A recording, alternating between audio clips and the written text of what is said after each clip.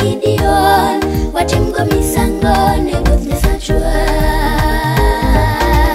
Ere kaka lemo dwa luogni lemo kaonge misango mitimo ne Ruodhwa.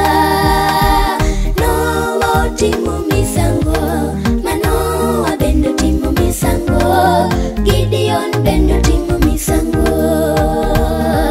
Kara ringi mondi kel rombo, ka rombo onge kanyadiel kaka Gideon, watim go misango ne Ruoth Nyasachwa.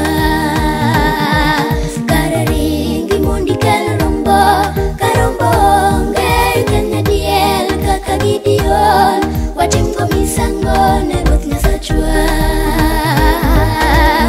Ere kaka lemo dwa luongni lemo kaonge misango mitimo ne Ruodhwa.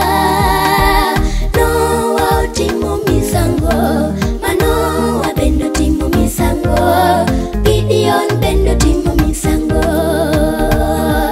Kara ringi mondi kel rombo, ka rombo onge kanyadiel kaka Gideon,